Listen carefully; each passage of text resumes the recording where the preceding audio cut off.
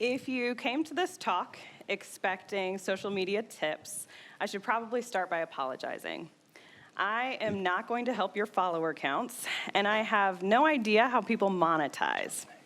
Though Instagram changed my life, I have fewer than 500 followers, and I know that there are probably middle schoolers who would point and laugh at that number, but that's fine by me, because I got something so much better than a head count out of Instagram, and that's what I want to tell you about today. Through much of 2015, I was dealing with anxiety and a pretty serious bout of depression. Professionally, I was super on my game. I was more focused and successful than I'd ever been. And my writing and linguistics colleagues probably didn't know that as I left campus, smiling and chatting to them on the way, that I was headed home to tears, pajamas, and spiraling anxiety. They weren't the only ones in the dark, though, because for a long time, I refused to believe that my depression was really an issue because I was so successful at work. I wrongfully believed depressed people don't get promoted. They don't take on new leadership responsibilities.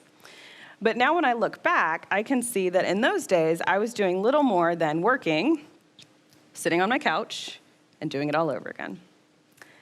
In December of 2015, my divorce brought me to a new low. I had started seeing a therapist to work to manage my anxiety and depression, but I was suddenly alone in that in a way I hadn't expected to be. After a quick trip home to see family, my mom gave me the great advice to just do the next right thing. And for months, I did just that. I purely managed. When my new therapist asked me to journal, I said, why not? What am I doing with my evenings anyway? For one, I had already told her that I taught college composition, so I had no grounds on which to refuse to write. Also, I'd been a journaler at different points in my past, so at home I had a stack of journals that I had filled at different ages, and I figured that if I get back into the habit, it'll be great, I'll pick it up. So I went out and I bought a 99-cent composition notebook, and I started with my therapist prompts, but then once I started, I just really didn't stop. I was filling pages and pages with my thoughts, fears, hopes, dreams, frustrations, and I loved it. I loved having a space that was 100% mine. I didn't have to worry about what someone else thinking about how I'm dealing with what's going on. I also loved that having this journaling habit gave me a place where I could take those spiraling anxiety thoughts and put them on paper and give myself, even just for a few minutes, a break from those thoughts. Anyone who's dealt with anxiety knows how important that little break can be. It means everything. I got into this journaling habit, and since I've always been very creative, my creative side started coming through in the pages as well.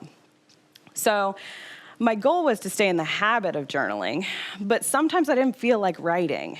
And when words were too much, magazine clippings, acrylics were my safety net. So I might paint something from my day, but then that would inspire me to write. Or I might be writing and say, I'd like to decorate this page. So I started bouncing back and forth between art and journaling in the journal, and discovering that I could express myself really well through both. That sometimes that magazine clipping collage would turn into something that really, I thought, effectively discussed and helped me reflect on how I was feeling. So for a while, I bounced back and forth, art, journaling, art, journaling. But soon, it became less of a bounce and more of a blend. So words and art were coming together, and the line between them was maybe blurred or invisible or a doodle. And this is where I really, really got excited, because this, to me, was the most me thing I had done in a long time. The combination of art and words seemed to get at most effectively what I was going through, how I was processing it, and what I was going to do next. The more expressive my art journal pages became, the more I started to think, maybe I do want to share this with somebody. And it was like that. It was a question. I wanted to share for two reasons. One was that I was proud of the work I was doing on myself. I was becoming a more confident person every day. I was seeing a future in which my anxiety and depression were certainly part of it, but they weren't the entirety of it the way they had been. I also wanted to share because I wanted, and if I'm being honest with myself, I needed connection. I needed someone else outside of me and my therapist to validate what I was going through and what I was working on. I had this sneaking suspicion that I wasn't the only person to ever feel these feelings or to go through these issues. Rationally, I knew I wasn't alone, but I think we all know that rationally isn't always enough. Luckily, I had been using an account for a few months before I started art journaling on Instagram that was just for my creative pursuits. So occasionally I'd share a craft or something I was working on there, but mostly it was for following other artists' accounts. So people whose work inspired me, intrigued me, people that I liked connecting with on that creative level. When I thought about sharing, it was that Instagram account that popped up. I've seen people share here. Maybe I could share there. When I started thinking about that, I realized that what I had in this Instagram community was an unintentional safe space. Broadly, a safe space is a place, physical or virtual, where people feel free to be their authentic selves without fear of harassment, hate speech, or harmful stereotyping that can follow them in other aspects of their lives. In my curated Instagram safe space, my friends were encouraging, kind, open-minded, body positive, and pro-self-care. When I realized that this was the group that I had already been a part of, I decided to be really brave and share from my journal. This is the first spread that I shared from my journal on Instagram. And it did okay. I got maybe a couple dozen likes. Family and friends, IRL, commented on it, said nice things. But there was one comment from an account that I had never seen before, one that I hadn't checked out their art, they hadn't checked out mine, we hadn't interacted at all. And that comment was, "Thanks for speaking from your heart." And it was followed by 2 heart emojis, one yellow and one purple. I cried when I saw that comment. That was my validation. That was the safe landing that I wanted, but I didn't know if I could expect. And a lot of people would say that that comment came from a stranger.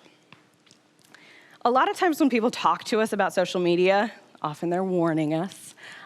They talk about the dangers of it, the harassment, the bullying, the scary stuff, the people out to get you. That wasn't what I encountered. I wasn't sharing with all of social media. I was sharing with my Instagram safe space, and they responded in a way that validated and that helped and that encouraged me. From that first share 10 months ago now, I have grown in confidence in both my art and myself. So I now share something from my art journal almost every day, and I consistently like, comment, share other art journalers' posts as well. For me, it's really important that I'm not just benefiting from the safe space, but I'm also nurturing it and growing it so it's there and bigger and better for the next person who needs it. Just as I know I'm not the first person to seek connection in this way, I also know I'm not going to be the last. And it's important to me that I am part of the group that welcomes in the next person. 10 months after that first share from my art journal, my anxiety and depression are well managed through medication, therapy, and art journaling. But I received another really surprising benefit from this online sharing. And that surprising benefit is face-to-face sharing connection with my local community. Because of my practice in vulnerability online, I have been better able to authentically open up to the people in my life. Let me give you some examples. Because of my emphasis on self-care in my journaling, I was asked to lead a self-care journaling workshop for our local sexual assault survivors conference. After watching my Instagram posts for a few months, a couple of friends asked me to help them set up their own art journals as they process self-care and moving through that journey. A colleague of mine came to me about teaching a class for the Averett Center for the Arts' new literary arts program, and I immediately proposed an art journaling class. I now happily spend my Thursday nights journaling with a group of engaged, creative, generous, kind teenagers. My approach to art journaling, this idea of taking a prompt, a quote, a movie, an idea, a color maybe glitter, and seeing where the page takes you, praising the process and the product, whatever that product might be. I think that's really important for teenagers who are constantly under the constraints of things like test scores, college admissions, and the pressure to fit in with peers, family, community. I feel really lucky to be able to share the affirming genre of art journaling with that group. This spread was the spread that I was working on when I was considering, should I propose to TEDx? Spoiler alert, I did. Remember at the beginning of the talk when I said that I was so professionally successful at the height of my anxiety and depression? I am pleased to report that I am more professionally successful now. So my art journaling practice has not just stayed online or just in the art journaling community. It is now something that benefits me in the classroom as well. For one, I am more authentically myself. I am more comfortable in the classroom because I'm not trying to be who I think I should be versus who I am. When I started teaching about 10 years ago, I worried that anything my students knew about me, outside of the classroom walls, was going to cause them to question my credibility or to lose respect for me. I don't worry about that anymore. For them to know that I am a human being who is fallible, who has mental health issues, who is a work in progress, is really good for them, go figure. I am asking them to do a lot in my composition classroom. I'm asking them to stretch and to grow and to progress and to evaluate where they are and where they want to be. To be open about how I do that as well is really powerful. We also just use art journaling in the classroom. So we use it to reflect on what we're doing, what we're learning, and how we can learn it better. In short, art journaling and my online thing has become the way that I process the world around me and the way I connect with my community. My journey involves mental health, art journaling, and Instagram. But that may not be what your journey includes. It probably isn't. But I do have 3 steps that anyone can take to try this path to meaningful connection. First one, find your art journal. What is it that makes you most you? Confident, healthy, balanced, honest. Find that thing and do it a lot. It may be a gym habit, it may be a perfectly manicured lawn, it could be a sport or a book club. Find it and get really good at it. Make it work for you and only you. Step 2, find your safe space.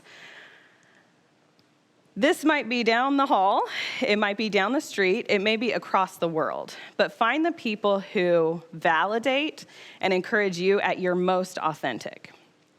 I am a queer, feminist woman with hot pink hair living in South Georgia. So I understand how important it is to have these communities where you feel validated and respected and accepted for who you are, not for who people think you should be or who they want you to be. I also know that those communities aren't always easy to find. So keep looking. Look for the people who are kind, who are open-minded, who are respectful of you. Find those pockets. A note about this, be open to where that safe space is. I promise you that I did not expect to find my safe space in an unprotected social media account. I promise. I did not plan that, but that's where I found my people. So be open to where your safe space might be. Step 3, once you've got that coping mechanism, you are really good at it, it is working awesome for you. You've got your safe space, you feel comfortable with them, and you're ready to bring the two together. Share honestly. Be vulnerable with your safe space. Say, this is where I am. Your safe space will respond to that and will encourage you to be even better. It's important to remember that sharing is not the end result. I don't share on Instagram to say, yes, record number of likes. Though the likes can be fun at the time, and it is nice to see that number. Okay, this many people are responding favorably. The links don't last. We know that Instagram's not going to last forever, and when it goes, the likes are going with it. But what's not going away are the connections that I've made because of that sharing. the connections I've made in my community, the connections I've made online. That's what's important. So in my case, a 99-cent composition notebook and a free Instagram account have made me a better teacher, artist, friend, and human being. This is my challenge to you. What is your art journal? Who will you share it with? And how will that sharing change your life? Thank you.